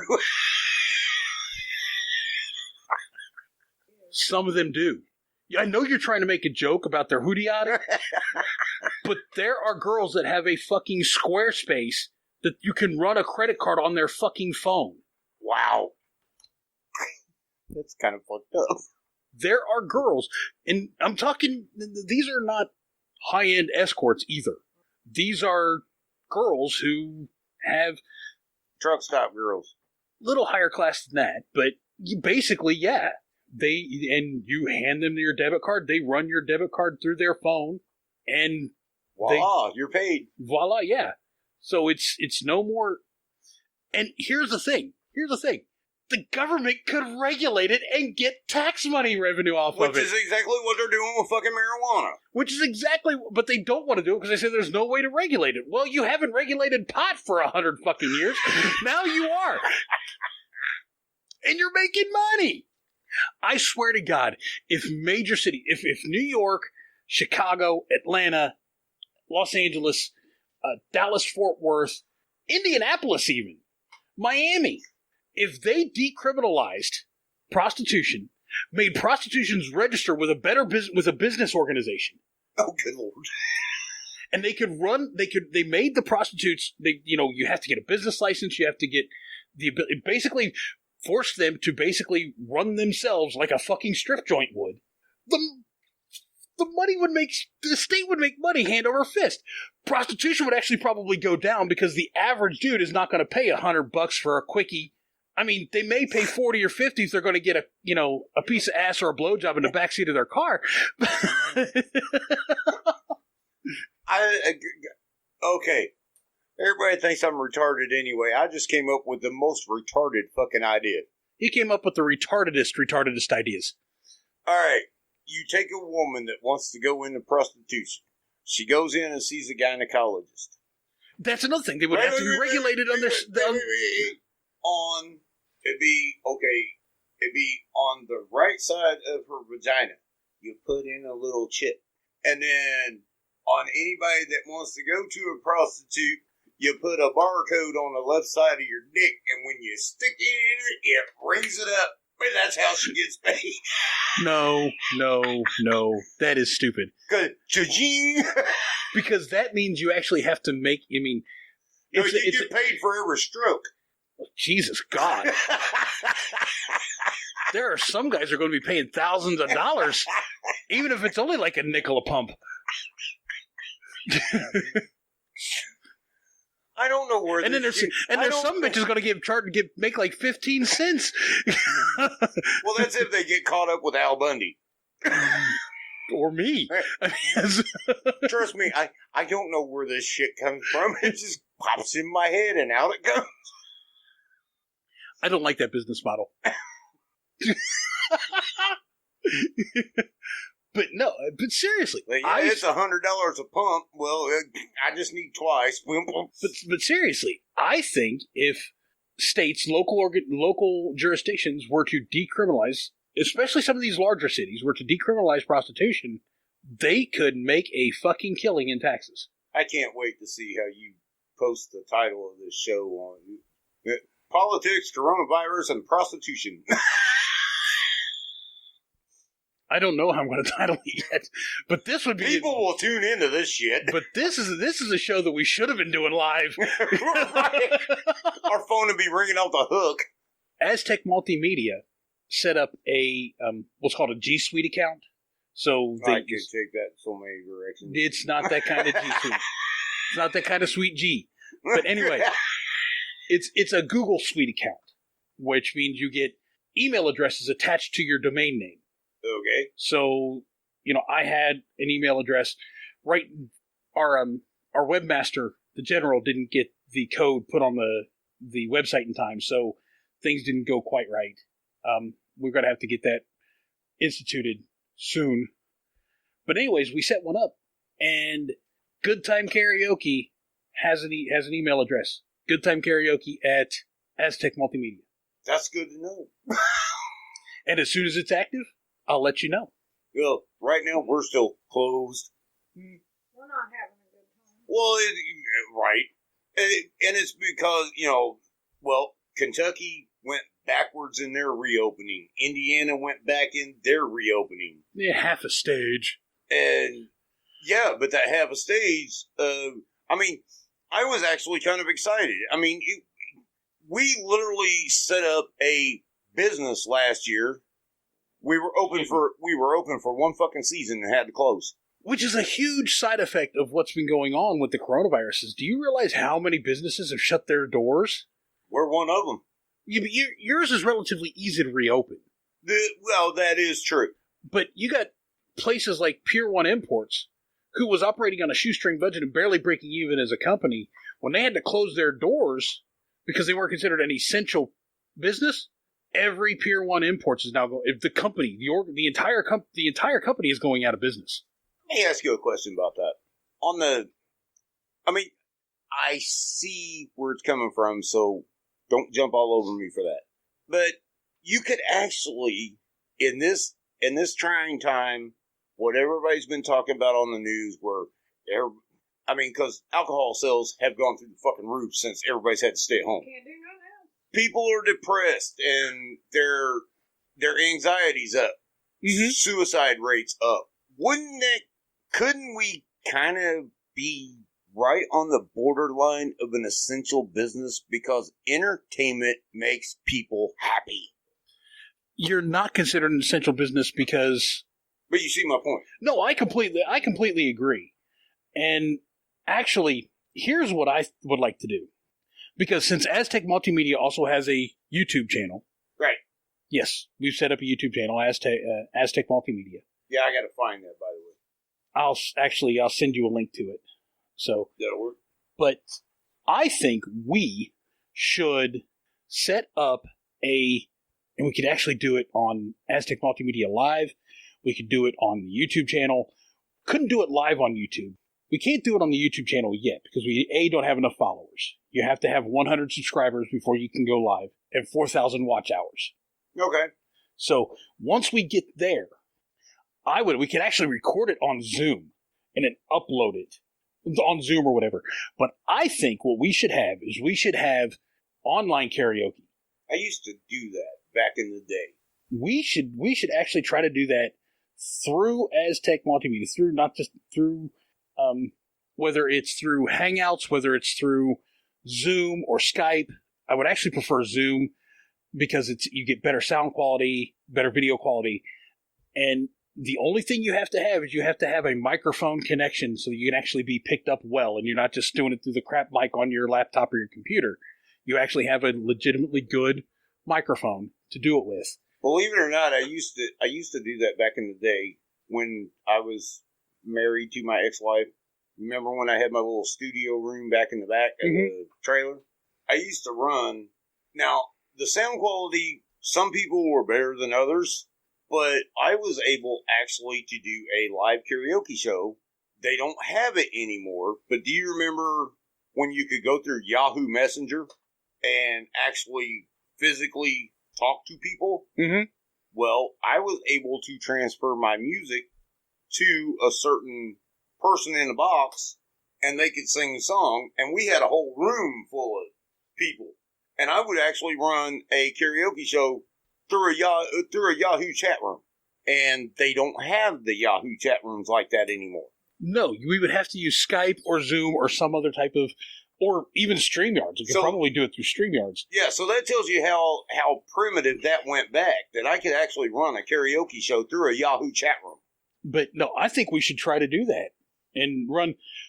Brought to you by Aztec Multimedia, Good Time Karaoke with Bubba J and with Gloria and Jerry, right here in your home.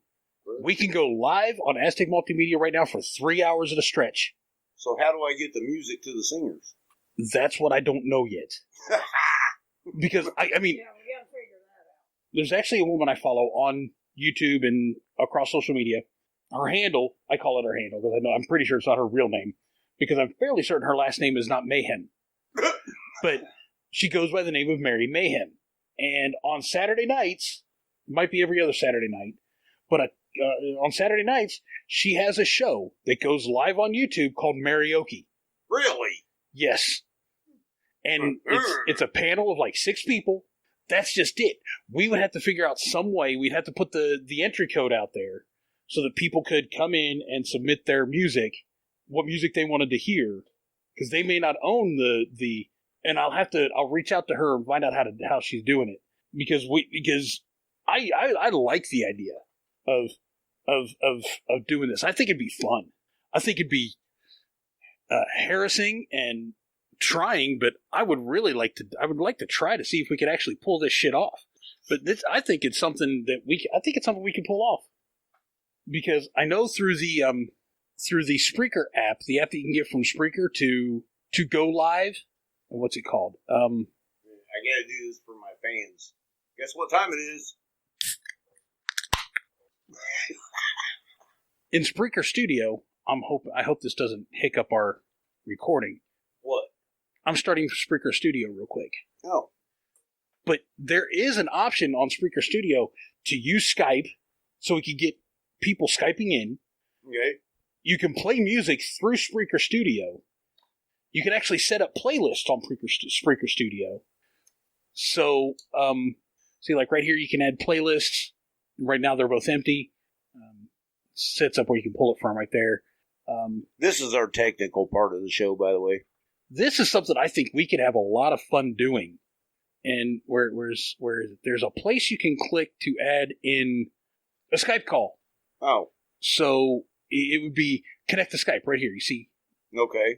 You got access to the royalty-free library, which you have to actually pay $20 a month for, which I'm not ready to do that yet. Basically because it's another $20 a month. And but I think we should try it. Well, I gotta tell you something I've been doing since we ain't been on in the last 3 weeks, and you got the pandemic going on, so you can't really do nothing anyway. I have loaded my phone up, and you're not gonna believe with what. Probably not. I'm assuming them, it's not porn. No, it's not. You know them stupid little cooking games where you tap on the hamburger and tap on the bun and then serve it to the customer? I got about 40 of those on my phone right now. Why? Well, for one, I boringly find them entertaining. Well, someone who is easily entertained. Yeah, pretty much. And actually, I got a technical question for you. And for anybody else out there that might be able to answer this question, I haven't tried it yet because I don't know if it'll work or not. Since my computer's down, if I was to hook my external hard drive up to my TV, would it read my music and play it? I don't know. I know you have a USB port on. I just got one of those. 3. You have 3 USB ports? I have 3 USBs and 3 HDMIs on that TV. Because I just got an ONN. I just got one of those. Oh, you got a TCL. Yeah. I just got an ONN smart TV to use as my secondary monitor for this. It's only 24 inches, and it has 1 USB port. You might be able to. I don't know. But here's the thing. You wouldn't be I don't think you'd be able to display it properly. Like karaoke music, I don't think it would display and show the well, music. I'm not talking about that. I'm just talking about putting in my other hard drive and just listening to my non-karaoke music that's on it. You might be able to. I don't know. It's something you just have to try and see if it would work. Because I think I do know that there are some of these places, some of these USB like the Fire Stick, the Amazon Fire Stick. Yeah. That plugs into the USB slot on TVs. It's for those that don't have it built in already. And so I think you used to be able to put, what are those things called? Thumb drives? The flash drives? You used to be able to put them in there, and you could actually, my old TV I have at home, you could plug in a flash drive and it would read MP3. Okay, now this one tells me because we actually tried to pause live TV on here the other night off the antenna, which is an option. But the TV says that it requires a USB flash drive to be plugged in, and it will pause live TV up to 90 minutes. Okay. So I'm thinking, okay, if I wanted to pause live TV, could I do it with my external hard drive? I would assume that probably, because it's so long as it's formatted the right way. Yeah, but the drive itself would have to be formatted the right way for the TV to read it. I don't know if it's going to be similar to the FAT32 or the NFS. Yeah, where's Sildark when we need him? Sildark's not the one that knows this. I'm the one that knows this. My brother is the one who knows this. This is really his forte. It's what he went to school for. Well, the thing of it is, we're kind of getting off on what you guys kind of discuss on the Geekdom, right? This is some of the stuff I want to bring into the Geekdom, but we usually just end up. So much happens in the entertainment industry that we end up talking about. I still haven't seen Picard yet. You're not missing nothing. I just want to watch it because I've watched everything else in the Star Trek franchise. Have you seen Discovery? No, I ain't got to see that either. That's CBS All Access too, isn't it? Mm-hmm. No, that requires money that I don't want to spend. Well, Picard is not behind the paywall anymore. I don't think Discovery is either. It is on the TV. I'm pretty sure, but that's because ABC All Access on TV is it's an app. Yeah, because I have to pay for it on my Xbox also. But I'm pretty sure you can go to the website and view it from the website. I have to have a computer for that. Well, sounds like a personal problem. Because that's about as useless as a boat anchor. And but Picard's not worth it. They shit on Picard through the whole fucking show. It's more about shock. They say fuck 54 times in the first 2 episodes. Cool. No, it's not. That is not cool. No, that's not Star Trek. Exactly. It's cool that they're willing to, that they're able to do that. They're able to get, that expressive, but it's not Star Trek. They didn't even do that in the movies. The worst they ever said in the movies was double dumbass on you. So, I have my issues with it. Well, I don't think it's a well-told story. They shit on Picard the whole fucking show. And for some reason, Starfleet made 420 of the same fucking ship. Now wait a minute. I gotta back you up for a minute. In the voyage home, the best line was not double dumbass on you. The best line in that movie was, "Where the hell did power you promised me? 1 damn minute, Admiral." Yeah, exactly. And Kirk turned around and looked at Spock like, "What'd you just say to me?" Good for you. No, that was actually hilarious. But Which actually, I got my wife to watch The Voyage Home, and that's the only Star Trek movie that she's watched from beginning to end. That being said, they had said hell and damn before, and they've said it since. Before it's in The Voyage Home. But they never said ass. They had never said ass. Yeah. And all of a sudden, here it is in 1980 San Francisco, double dumbass on you. So, I mean, it was that's the most vulgar that they've ever gotten. Admiral, I've noticed that your language has changed since we arrived. Colorful metaphors. Anyway, now this is geekdom talk. All right. But no, I don't like Picard. I don't like the way they take the story. I don't like anything that has to do with Kurtzman's Star Trek. Anything that started with the J.J. Abrams timeline, with the Star Trek reboot with Chris Pine. Actually, I didn't think those were that bad. I hated them. Because I thought Chris Pine did Kirk a lot of justice. I did like his Kirk. I absolutely loved Carl Urban's McCoy. I swear he was so close to DeForest Kelly, it wasn't even funny. He went to a seance and got possessed by the man before the fucking filming started. I'm convinced. Because he had facial expressions, just mannerisms, things that McCoy did that was just so perfect. He couldn't. And the dude that played Spock wasn't that bad either. Zachary Quintos did a really good Spock. He did. But as much as I enjoyed his Spock, he was not Leonard Nimoy. And you felt it. They changed Spock. They changed Spock, plain and simple. There's no from to. They just changed Spock. They made Spock far more emotional. Yeah, I can go along with that now that you mention it. I actually liked Zoe Saldana's Uhura. I think it was wrong. I don't think it was quite right for... Other than she was just hot. Just like Nichelle Nichols was. I have a question. I'll ask this one in a second. But, and I absolutely, as much as I don't like Simon Pegg as a human being, I think he's a fucking douche nozzle. His Scotty was really cool. I actually thought his Scotty was pretty cool. But the question I have when it comes to Uhura, I was flipped through channels the other night and Star Trek, the original series, comes on.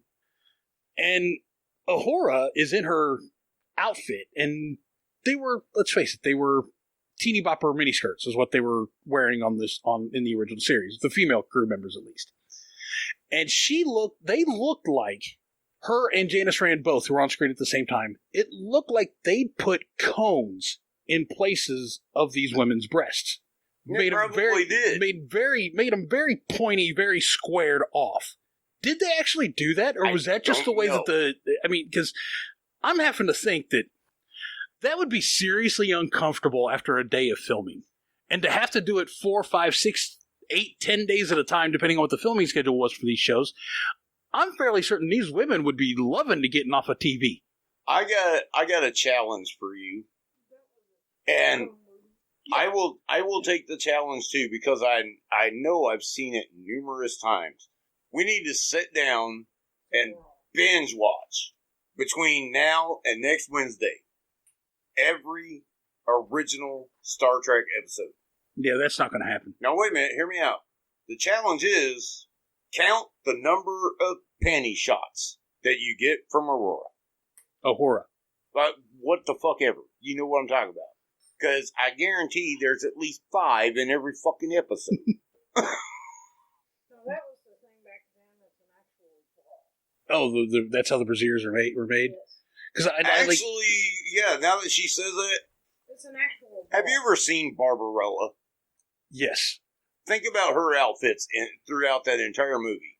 No, it was softcore porn, the whole fucking movie. I mean, well, and okay, as far as that goes, because they tried to do the timeline thing, go back to Austin Powers with the machine gun movies. Yeah. But the reason it hit me wrong because I knew one of the things I knew about Marilyn Monroe is she wore falsies over her actual breast. Yep. I mean, and Marilyn Monroe, let's face it, she didn't need no help. She didn't need no help, but she wore the falsies under the bra to make it look like she wasn't wearing a bra. Yeah, and that Funicello was the same way. And I was just wondering. I thought it was very odd because it doesn't look like a natural shape It's for not a bust. It wasn't. It's an actual bra. It looks very uncomfortable for those women to have worn them for They didn't stretch. notice. Look at them pinup girls through the 40s, 50s, and 60s that had the one-piece bathing suits on that looked like they had torpedo tits. They had help. Well, yeah, but also there's a lot of them that weren't photographed. They were all airbrushed also. They weren't just photographed. They were all airbrushed and made to look a lot larger bust-wise than they actually were, or hip and butt. Yeah, back problems. Not necessarily. I don't know. Well, let's cover family thing real quick. It was a bittersweet week last week. Got a couple of things to report that hit close to home. For one, Specs got moved into ISU, and neither one of us is liking this. Yeah, and she's still getting out 4 plates for dinner. Have a sad report from the campground. One of our neighbors, Timmy Cooper, passed away before we got to get back down there. He'd been battling cancer for a while, and when they put him on chemo, it pretty much done him in. So our heart goes out to Ruthie and her family. They're like family to us. They're our neighbors at the campground. As far as campground's concerned, everything is going pretty well down there right now. For the most part, with Governor Jackass's mandates that are down there, people are maintaining social distancing, and you know who Governor Jackass is, right? Brashear, yeah. He's I don't. You're a douchebag, Mr. Grinch. He is towing the Democratic Party line. I mean, plain and simple. Well, there you go. He's supporting Amy McGrath. But anyway, that's a whole nother story. No, the others. And this is Paul Harvey with the rest of the story. And the rest of the story. One other thing I want to touch on real quick, because I think it's important, and it's not getting reported on by mainstream media, so more people need to be talking about this. We know that because of the Breonna Taylor incident, which we talked about earlier, that Louisville, Kentucky, is a kind of a hot spot for Black Lives Matter demonstrations. Yeah. There is a area of downtown Louisville that is a lot of businesses, restaurants and such. Black Lives Matter, the local chapter of the organization, has gone through the area and given business owners a mandate of things that they needed to do. Like 3/4 of their workforce need to be African American, need to be black. They need to donate. 3/4? 75% of their workforce need to be black. If they can do the job, fine. If they can't, fuck them. They don't care. You need to support black people. This is what they're trying to do. The most egregious thing that they've done is they've told business owners that they need to donate. They need to voluntarily donate a certain portion. I think it's, and if they don't adhere to the guidelines that have been laid out in this, they need to donate 1.5% of their gross earnings to Black Lives Matter. You know what? I got news for you. The mob used to try to do that shit. One business owner, he owns 2 restaurants in this area, and both these restaurants got this, and he told them in no uncertain terms to fuck off, kiss my ass, suck my dick, whatever. They came to his business and said, we're giving you one last chance. And when he refused again, they busted up his flower pots in front of his store, in front of his restaurant. And if the Louisville Police Department wouldn't do nothing about it, then they better bring the Louisville coroner, because they're going to be sweeping up some bodies.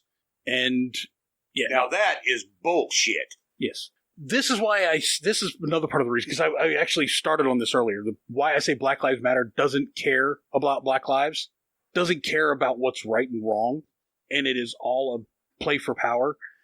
They are using classic mob tactics to try to gain.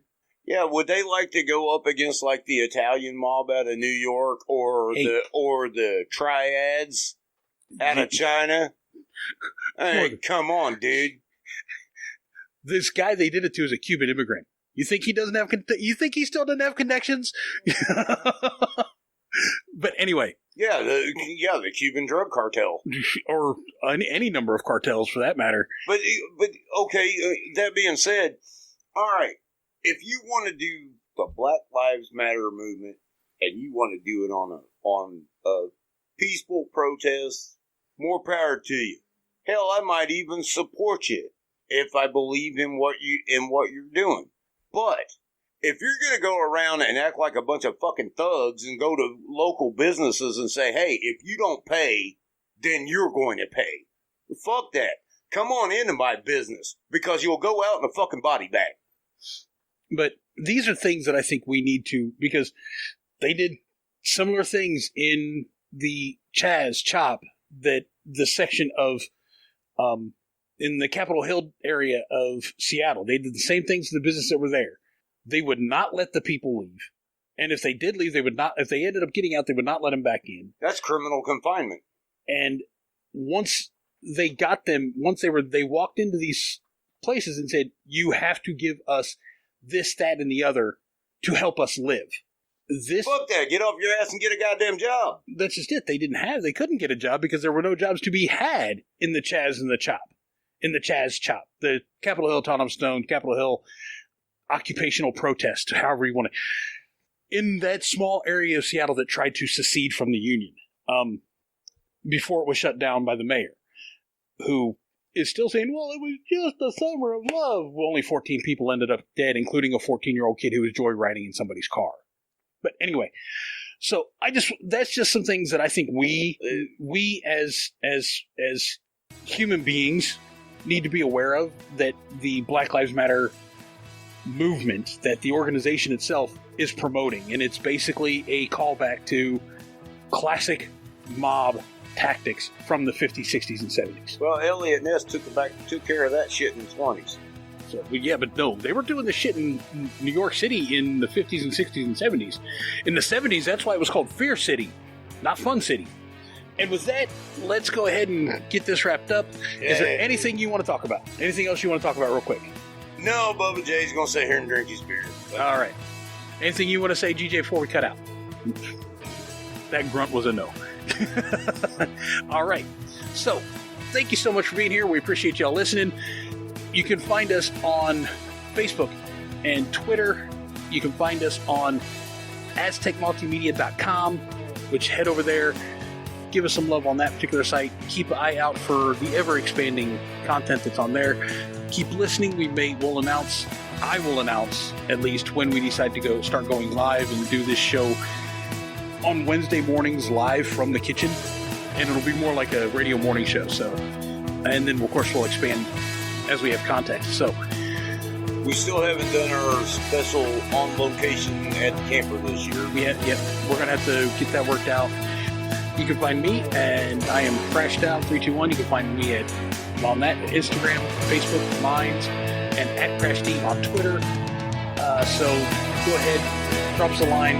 If you got any notes for Bubba J, just send them to Crash. I'll get them. Yeah, you will. I'll have to make sure he gets all of them. We appreciate it. Come on back next week. We'll be here with you. We may be two dudes sitting in the kitchen bitching. Sit in your kitchen, start bitching, have some good conversation.